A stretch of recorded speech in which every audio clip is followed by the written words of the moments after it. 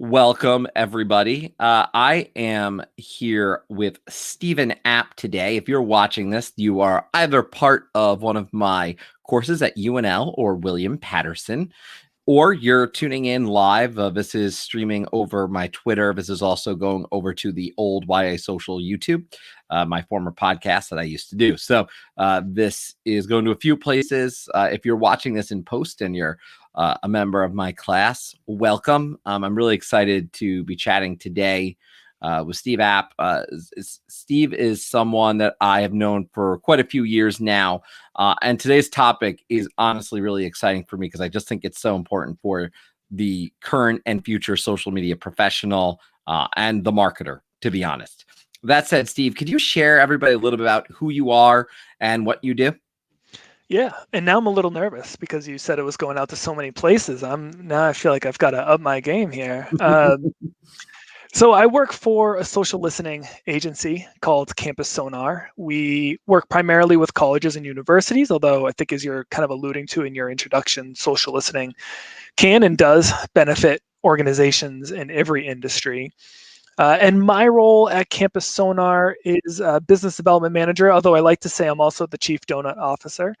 And with that, my role is to understand social listening, but even more so, I think, understand, uh, in this case, higher education professionals to understand what they're trying to accomplish, what their challenges and goals are, and hopefully then find a match between what they need and what Campus Sonar provides. Right. Now, you've been obviously you've been in a lot of roles, content creation, social listening. You've got a ton of experiences today, obviously focused on social listening. Let me first ask you this. Let's start really simple. What to you or how do you describe social listening in 2020, 2021? So there's the vague definition, right? And that is, social listening is the act of gathering the public online conversations for analysis. That's the very simple, very vague definition. What I like to say is it's about finding and analyzing the conversations happening online that matter to you. And that matters to you is the really important part there, because this might be understanding what your customers are complaining about so that you can improve your customer service. This might be managing or mitigating crises as they develop in 2020. That would certainly be apt. Or that might be, adapting a content strategy because you're better understanding what your audience is interested in and where they spend their time online, or understanding how you fit into your competitive market. Where are people talking about you, and where are people talking about your competitors? When they talk about you, what do they say? How does that compare to your competition? So there are so many use cases for it, but at its core, using conversation happening online that's publicly available to make better strategic offline decisions. I love one, how it you can make it so simple, but it goes so deep. I'm going to date myself really quickly and say it reminds me of one of my favorite trilogies of movies, and people can judge me for this all they want, but Shrek. It's like an onion. It's got layers. Yes. So, when you talk about this, there's essentially it breaks down into two ways: proactive and reactive. So let's kind of talk about this. First and foremost, where do you see most people are right now? When I was doing social listening in the past, and in extremely heavily as part of my job, it's a little bit less so now. I saw a lot of reactive. Are we still in the state now where most people are reactive as opposed to proactive, do you think? I think so. And I think that's partly, look, 5-10 years ago, a CRM was a luxury item. Right now, we can't imagine life without a CRM. Social media management software was for a long time considered a luxury good. Now I think it's moved into that more, you've got to you have to have a social media management software. I think social listening is getting there, but it's not quite there yet. It's still perceived as a luxury item to many folks. And so what that means is, well, I don't need it. until I need it. And that could be a crisis developing. That could be someone. Sure, you can go, bud. I call them junior interns. So that's our middle junior intern. But oftentimes, right, that could be a situation that develops. It could be a crisis. It could be a strategic question coming from above where someone says, I don't know how to answer that question. But it does feel still to be pretty reactive in nature. Yeah. Yeah. So when we talk about the reactive nature of it, often it's crisis communications. You're responding where we see an influx of content coming in around a certain topic. We need to respond, that sort of thing. From a proactive side, Sure. what are we seeing? Let's talk about the positive of this. One, we need to be proactive. I think you and I can both agree on that. We need to be proactive. But how can we best use the tool in a proactive way? Because it's nice to say, let's be proactive, but I don't think a lot of people realize just what those ways would be. Yeah. So I like to teach through examples. So let's use an example. And right now I'm all up on my Peloton bike. So we'll use Peloton as an example.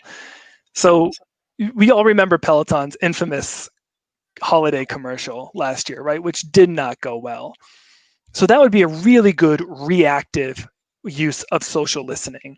It's your investors, it's your CEO, president, what have you, who's saying, okay, this is getting out of hand. We need damage control. Tell me what they're saying, where they're saying it, what are they saying in response to our statements or our adaptations. Right, that's a very reactive process. This has blown up. It's forced my hand. I need to know what people are saying so that I can try to mitigate this or get past the worst of it as quickly as possible. Then there's the proactive nature. So right now, Peloton has a number of core classes, right? Your and I'm just going to talk about the bike for now. Your classic rock rides or your power zone rides. But every so often, Peloton will do these themed rides. One they just did last week, they launched this Broadway series, and they kicked that off with a Hamilton ride for the hit Broadway show. Well, Peloton has a number of different instructors, but they've only got one who can teach this first Hamilton ride. And if you're Peloton, one way you might decide who gets to be in that ride is you might choose an instructor who's one of your top 3 instructors, or you might choose someone who's maybe lagging in popularity and needs that boost because you can guess that Hamilton is going to be a really attention-grabbing kind of a class. And social listening might be one way that you look at that. So you might look at, of all of our instructors, who's being talked about the most? Who has the best sentiment of conversation? So when people mention Robin Arzon, what is the positive sentiment of a percentage of her conversation versus maybe a Dennis Morton or an Olivia Amato? And you might use those insights to decide, well, hey, I think in this case, Robin is right for this class. And we're using our audience's conversation to make that determination in terms of who we think maybe would resonate with our customer base. I like that you talk about in this way that it's social listening is a great way to survey your audience without sending them a formal survey. I mean, really, that's kind of what you're speaking to. And you can learn our clients care about X, Y, Z because you are hearing and seeing the trends. And yes, part of this is you may need access to a tool. But I'm the first to always remind, and this is in particular for my class, but we can do a lot of social listening, for example, with Twitter through Twitter Advanced Search. Just a good example of it's free and it's pretty exhaustive. LinkedIn has a pretty exhaustive ability. Knowing how to do it and the time to do it is a different story, which is why there's people like you who do this professionally. When you talk about best practices for how to plan social listening or, how to work it into your day for those, and a big focus that I have throughout this entire series in fall 2020, spring 2021, as I'm recording all these videos, is the fact that many times you're a solo manager, right? Yeah. So how do you work this in, and how important when you think of marketing, social media, do you think working social listening in is into your routine? Well, I think the key, if you're trying to figure it out for yourself, is just to start small.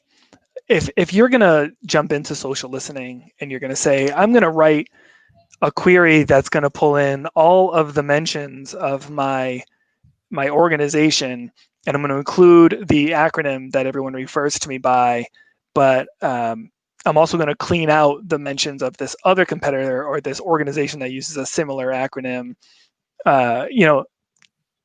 you're going to be overwhelmed pretty quickly. The queries that our team writes, it's like you're deciphering another language when you look through it. It gets really complicated. I like to say social listening is easy in practice and really complicated or it's simple in theory and complicated in practice. So I think one, start simple. Just do simple searches for your organization's name. Maybe if you're looking for a particular aspect, so if this is if you know your goal is improving customer service, maybe look for things like your company name and angry, upset, frustrated, things of that nature that can try to pick up that certain element of conversation, maybe when people are voicing their displeasure, so that you can catch those mentions and respond to them and try to turn a hater into an evangelist, or at least someone who's not going to write a negative review of you online. So I think part of it is starting simple with the queries, just looking for one small aspect of conversation that can be general or it can be focused, but it should be very simple. And number two, trying to just figure out what is going to have the biggest bang for your buck. If you've got limited time, and this is about doing one thing and doing it right, at the end of the day, what's going to make the biggest impact? We work with higher education, I mentioned earlier. For us, there's no bigger impact than tuition dollars. Campuses need students to enroll in their classes and pay them tuition. So when I tell professionals who work on campus, if you can just do one thing, do it well, I like to say focus on students who are comparing college acceptances or offers, or are celebrating the fact that they've been accepted or admitted into a top choice college, because the impact of just mirroring their excitement or getting involved in someone who may not realize you're listening when they're comparing two colleges, that could be a $30,000, $40,000, $60,000 per year difference that you're making by capturing that one conversation. So that has a big bang for the buck. And so it's important to know what's going to make the biggest impact and not try to bite off more than you can chew at the start. No, that is a very good point. I think the fact is, where are you going to be able to make the difference for your organization? Obviously, that's where people are going to want to invest the money. And a few of those decisions, it pays for a social listening service itself, but managing one of those in itself is a job. I've done it with a few services, and it's work. It's a ton of work. And that's and I might add, Chris, the fun part is the irrelevant noise. It's the noise, right? We're working with, or we've worked with / working with a couple schools right now in 2020 that have caused some real hurdles from a data cleaning standpoint. The University of Miami, for example, which is known as the Hurricanes.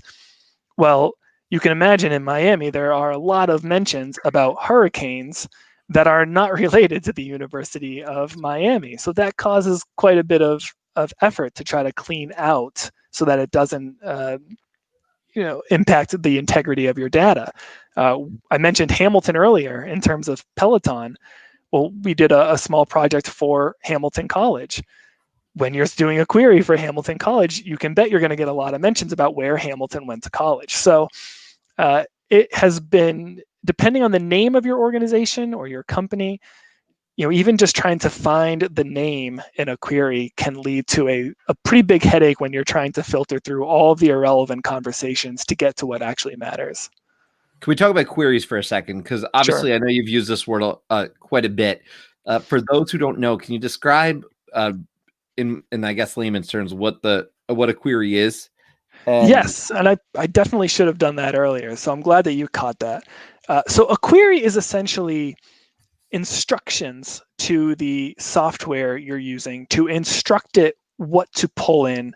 And then additionally, a query can be used almost as a rule of sort to segment or categorize conversation.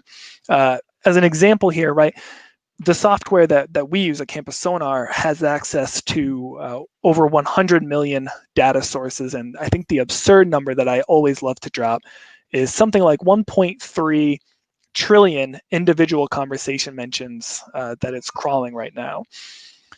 That's a lot. It's a giant blank canvas with which to crawl. And so if you don't know what you're looking for or where you're looking for it, it can lead to again, that sense of overwhelming. So a query is a way for an analyst, a human, to write very specific instructions so that it can tell the software, of all these conversations out there available to me, I only want you to pull in these conversations that mention this phrase or this word or this hashtag, and only conversations maybe from this site. I only care about Twitter, or I only care about Reddit, or I only care about the news. So it's a way of filtering down what you're pulling in from the software. You mentioned Reddit. I have to talk to you a little about Reddit. So, because it brings up a really interesting point. And I know you've done some work here. So we have to think when we're talking about listening, where our audience is, right? In particular, for every different space, every different organization, that might be a different network. Example, listening, which is a little bit more challenging sometimes here, but on LinkedIn, really important for where I'm at currently. When I was in education, in particular, listening was in a few different places. It was a little bit more Twitter. It definitely was Instagram, harder to listen on Snapchat, but then there was Reddit. And I think going outside the box to make sure you're looking and trying to find a way to know what's being said is important. There are private networks for certain companies. In terms of my industry, you've got Fishbowl, I think is what it's called in my world. But in education, Reddit, you acknowledged Reddit. And I'd love for you to share a little bit about what you did with Reddit, because I think it's an interesting look at how social listening can take shape in a really effective way when you realize where your audience is and how you can find out what the hell they're saying in some of those more unique spaces. Yeah, Reddit is sneakily important to a number of industries, I might add, not just higher education.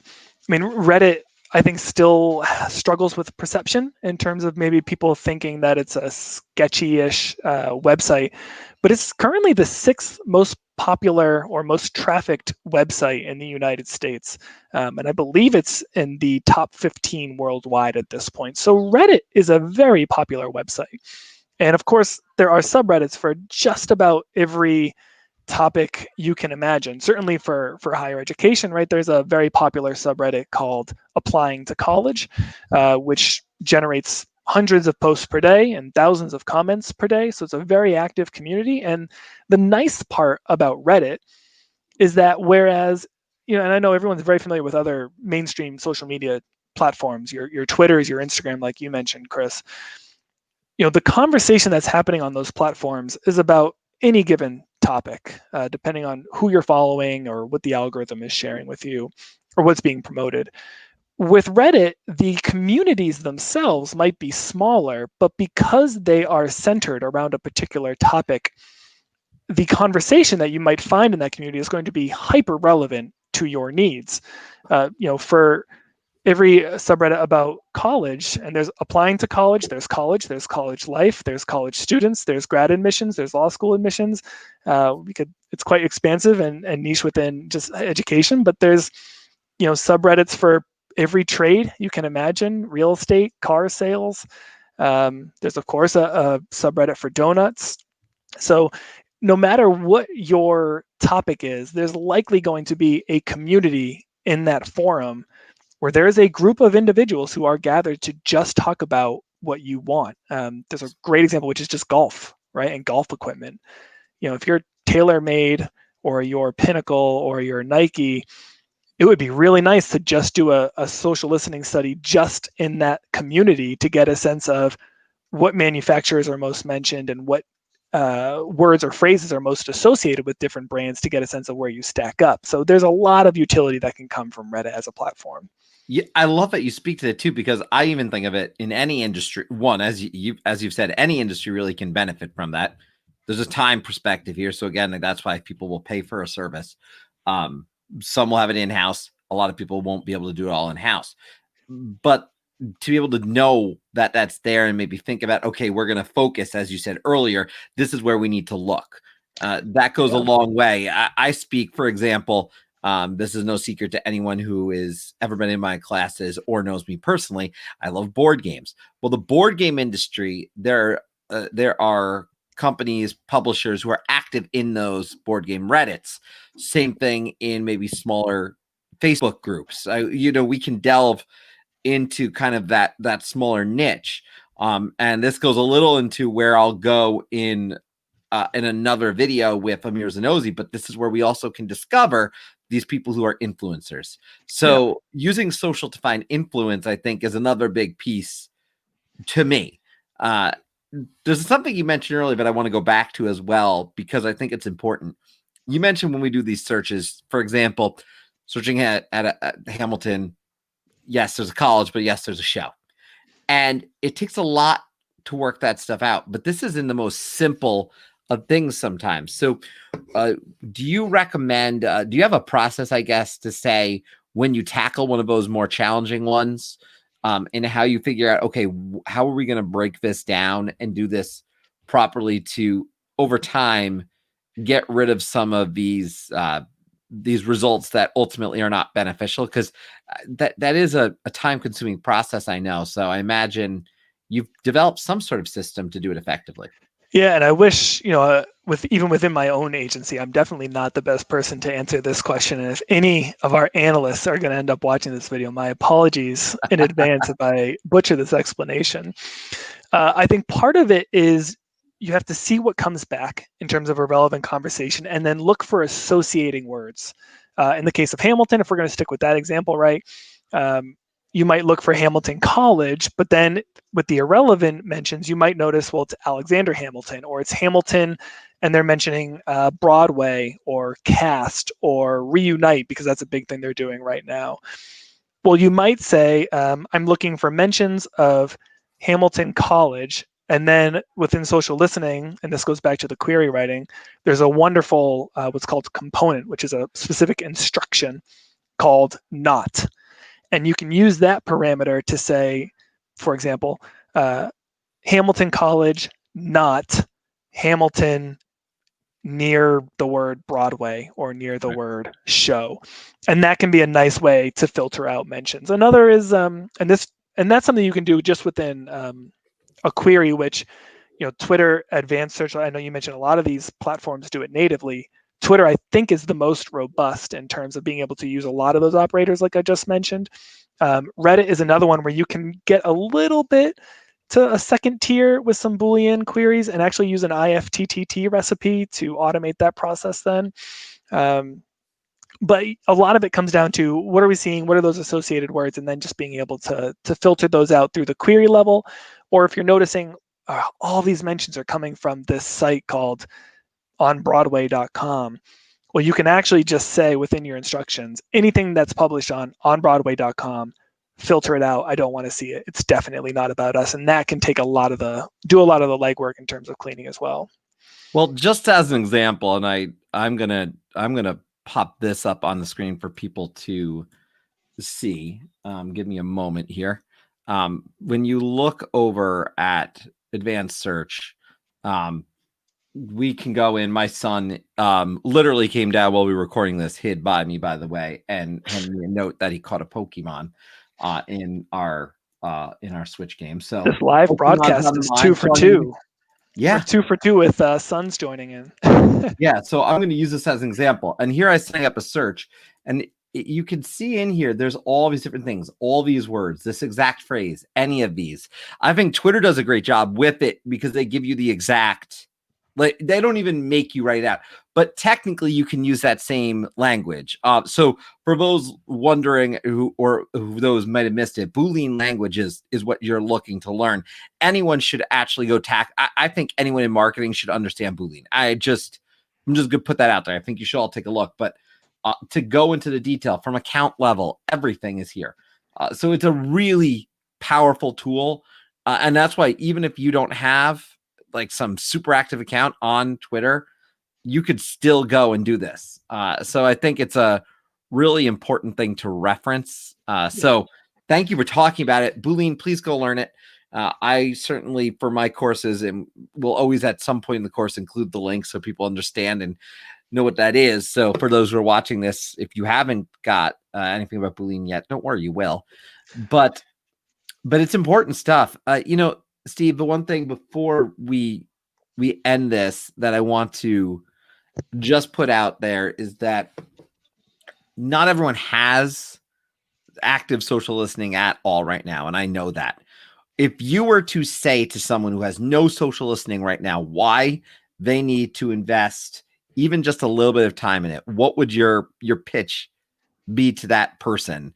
And in the sense, it almost doubles as a why to those who are studying need to understand how social listening works. Yeah. So there's a part A and a part B. So I'm going to slightly cheat, but they're very related points. The first is that I think it's widely accepted now, right? Your brand is not what you say it is. Your brand is what your audience says about you, and it's what they say about you when you're not in the room. That is the true mark of your brand, especially now when so much conversation is online and so many decisions are made based on peer recommendations or peer reviews.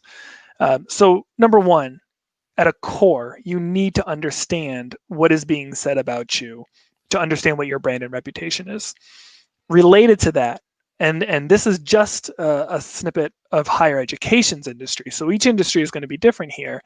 But what we're finding at Campus Sonar is that what a college or university publishes about itself is generally only somewhere between 26 and 33, 34% of the total conversation happening about that college or university. So in a sense, your brand isn't what you say it is, it's what your audience says about you. And your audience is the one who's talking about you about 2/3 of the time. So when you pair those two aspects up, it becomes, I think, pretty obvious why social listening matters, because you need to know what your reputation is. And that conversation is mostly going to be driven both from a quantity standpoint and from an influence standpoint by somebody other than your organization or company. Wow. Yeah, I think that just nails it on the head. The one thing I will say, and if anyone does have questions, please feel free to submit them at this time. I know there's a few people popping in and out today as we're recording this live, so feel free to drop a question and I'll be happy to ask. But I do want to say, you mentioned personal brand, and I think as individuals, we need to think about that too. So to my class, to anyone who is listening, think about that fact with yourself. I always say, go set up a Google alert on your name. It's a simple thing. It does not take much. You can do this for your company. You can do this for your name. You can do this for anything that's really important to you. But you come up and you realize, oh, I got mentioned in something. This happens all the time when I didn't realize I got mentioned in some local community article because I was a small part of a project. And it's interesting. You don't know that you're coming up, but you are coming up. There's also others with your name, and you realize, oh, I'm part of this bigger ecosystem, and I'm not the only Chris Barros. And I know that. But to see who else comes up, it does help inform me what comes up when you search this name. I cite the example too. You mentioned donuts, and I'm the first to say when someone asks me, like, what comes to mind when I think of Steve? Well, the reality is you also have, and for those listening, please understand the backstory is whenever, and we haven't had live events. We're recording this in fall 2020, but Steve would always show up with donuts. And you think about brand, everyone has these recognizable traits, and they do stand out and people do remember them. So even those little things that personally, relate to you, they're important. They're part of who you are. And it's not a bad thing to embrace that and just kind of, love who you are and embrace that with your social persona, which is real. It's you. So I whenever that opportunity to talk about social is real happens, I got to drop it. If anyone does have questions at this time, I will just say, please ask. If not, I will take this time. Potentially those come in to say thank you to you, Steve, for joining me. I think this is, again, really helpful. The in-depth explanation of queries, the challenges that we face in terms of social listening. And look, the reality that listening is time consuming, more than anything. Yeah. So, and I saw, Chris, before we go, I saw a comment in here from Callie about I think the complexity about her college, right? It's a Columbia college. There's lots of Columbia and Columbia colleges within the area. The one thing I'll say here, and I hope Callie is still listening or watching, is do not get discouraged if when you're doing your manual searches, when you're experimenting with some of these queries, that you're finding noise or irrelevancy, because only one out of the 10 mentions you find maybe relevant to your institution, but that one mention could have a major impact depending on what the content of that is. And you'll always sleep better knowing, like, all right, I found that mention. I know what people are talking about me. Even if what most of the conversation is going to be about another institution or a district or a county or something of that nature. Always better to know what those mentions are, even if you have to dig for them. There's gold in there. Just oftentimes you have to sift through a lot of other stuff to get to it. Other stuff. You put it politely. No, it's true. And I think the reality is that we cannot, in likelihood, please everyone. We can do our best, but the fact that we listened is important. So as a social media manager, as a marketer, that does stand out. And in the business world, that one opportunity may be a $500,000 deal. You don't know. You really don't. So take advantage of social listening capabilities, know what's ongoing, and use it to also learn about your industry and understand what's popular and trending. Well, with that, Steve, I do want to say thank you. I do appreciate you joining me today. And for those who tuned in live, I saw about 10 to 15 people jump into this thing that I did not advertise all that much. So I'm glad some folks turned in to my classes. Obviously, I really hope you can take a lot away from this, because Steve dropped a lot of important recommendations that I think you should take into consideration when it comes to listening. And with all that said, I just want to say again, thank you to everyone. And we'll be back with more of these videos from time to time throughout the years, as long as I am teaching. So hopefully more great people like Steve for you to learn about and learn from. So have a great day, everyone. Thank you.